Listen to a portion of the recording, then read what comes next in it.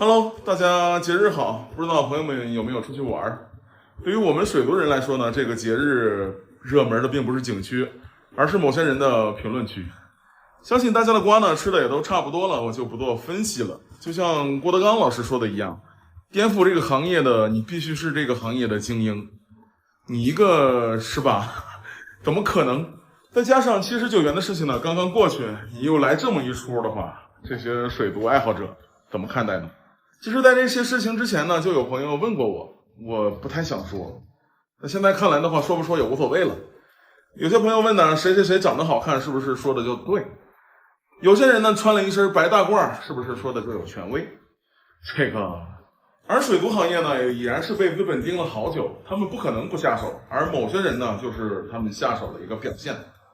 但这些事情呢，是完全不能影响我们的热情，去发展国内的水族行业。也是我们每个从业者的责任，所以有些瓜呢不能当饭吃，有些事情呢不要太较真儿。